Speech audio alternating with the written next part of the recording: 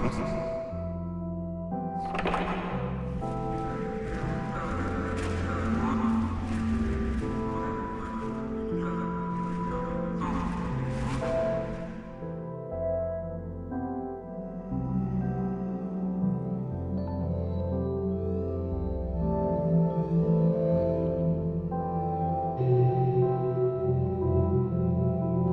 we can manage with suffering.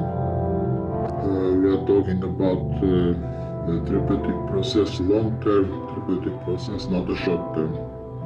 We must be patient, we must be actualized, and we must change the strategy as much as it's we need.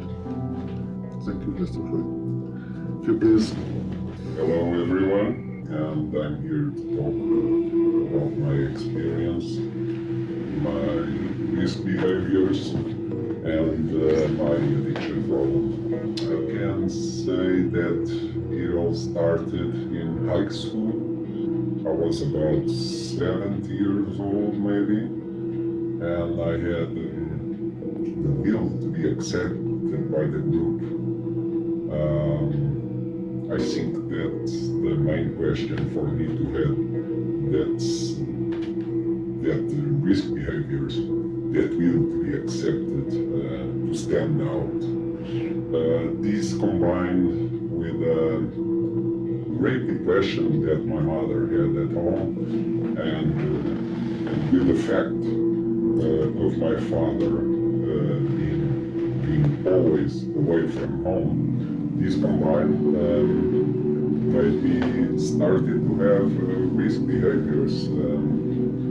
I started by smoking weed, hashish. I'm talking about hashish, and a lot of beer too. In the beginning, it was now and then, and for about 1 year. Yeah, for about 1 year, I started to do it on a daily basis. And I started to lose interest in school, in relationships, including my girlfriend at the time. And this was escalating a lot. In a short period of time, I would say 3 years maybe. In those days, I'm talking about 1991. Here in Lisbon, the dealers doesn't have hash for us to buy. Everyone. It seemed like a combined scheme. But they had one thing to offer us. Once we didn't have hashish, well, they had heroin for us to try. In those days, the information that I had, it wasn't the same that I had today. And I started to use heroin for about 3 years. Well, if I had a problem, that problem now was bigger eventually, because heroin, it's another story. Everyone knows it's different from hashish, and my problem got bigger. So there was a time that I said to myself, well, I need help. And in those days, a friend of mine told me about Luís Patrício, and we met in 1992. For what I remember, we started a treatment with naltrexone. Those days, my father was responsible for giving me this medicine. It was a pill that I had to take every day, and I gained again healthy habits, healthy relationships, a new girlfriend, different obviously from the first one. And after maybe 4 or 5 years, I started to relapse because my father stopped being so strict with me with that everyday pill. And I started to have more free time and I started to relapse again. So in 2001, I think, I came again and contacted Dr. Patrício, and we starting to work with buprenorphine. And this treatment really changed my life because with naltrexone, you have a kind of an umbrella, and even if you consume, it doesn't make any effect. But the will to consume is there, and your mind is still thinking about heroin every day. So this was the game change for me. Buprenorphine was really different because I remember when I started this treatment, I didn't think at all in heroin. Finally, for many years, I thought to myself, well, it is really possible to get out of this. It is really possible to have a balanced life, to have healthy relationships, and this road really was a game changer for me. I have to say too that the birth of my son made me change as well, and I started to have other priorities. I have to say too that my wife at that time, my girlfriend, also played a very important role in my recovery. But what was really a game changer for me was buprenorphine. I got to say this more than once because it was a big change for me. We started with 8 milligrams. It was a difficult period of my life because my father passed away, and we decided to go along a little bit, and we passed from 8 to 12 for about 2 years, and then we came down again to 8 milligrams. So you have been taking buprenorphine since 2001. you feel stabilized? Sure. I am talking about the medicine that gives you a really healthy, balanced with everything that's around you. We decided to start again with 12 milligrams because my mother is with a healthy problem, and we decided that it was better for me to get again 12 milligrams. I feel absolutely normal. I think it's important for all the people that are listening to us to know that it is real possible. It's not an obligation. It's a healthy habit that you gain again. Concerning you and the people that are surround you, the relationships that are surround you, the professional environment. I am still using tobacco, but it's really a goal for me to leave tobacco. Yeah. I was smoking about 15 cigarettes. Today I am smoking about 5 cigarettes a day. Sometimes we can find behind the consume of psychoactive substances abuse, we can find some suffering, psychological suffering, anxiety or depression, whatever, behind the drugs, what happens with your mind, with your feelings. What I can say is that hangover is the worst feeling ever. I am with 52 years old. I lost my father, I lost people that I care. I really was sad, obviously. But I have to say that hangover takes you really down. It's really the worst feeling ever. I still remember the suffering, the anxiety, the trembling, the fever, everything. I think it's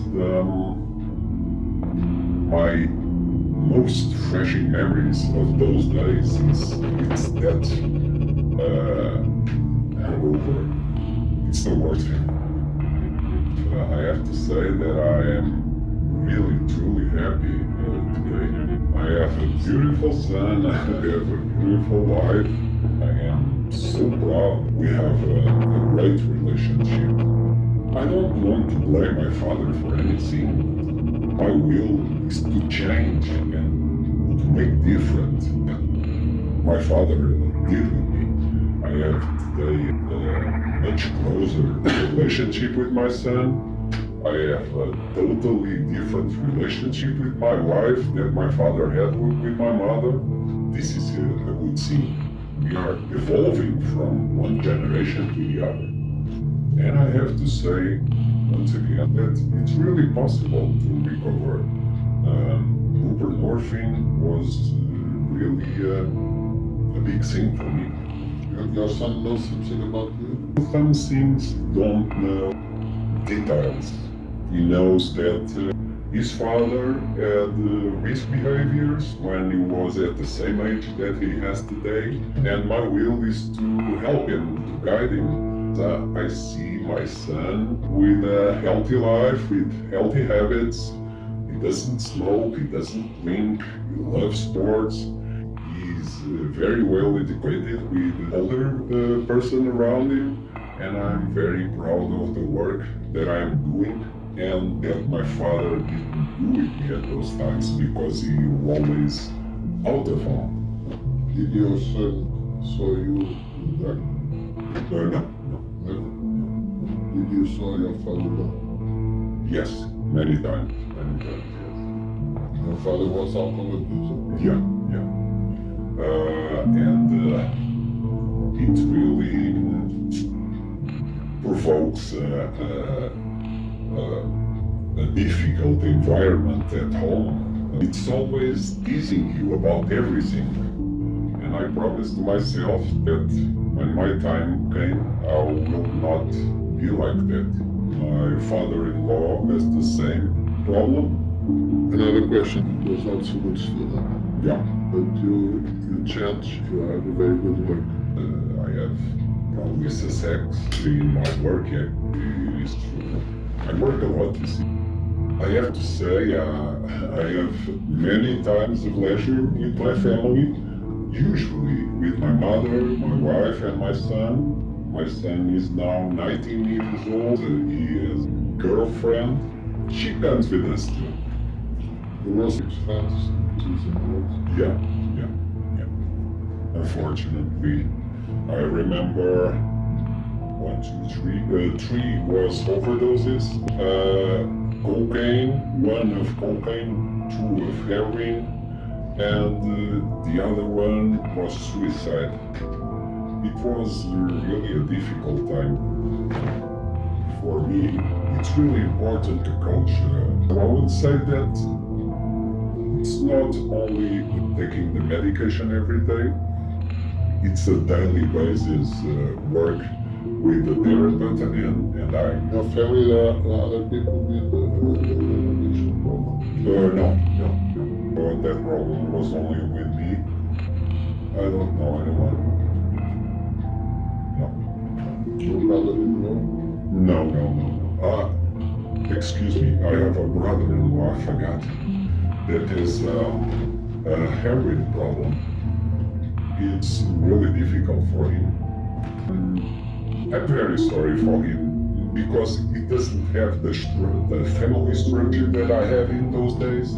He doesn't listen to me, to my advices, so I have to say that I put my wife right beside the buprenorphine.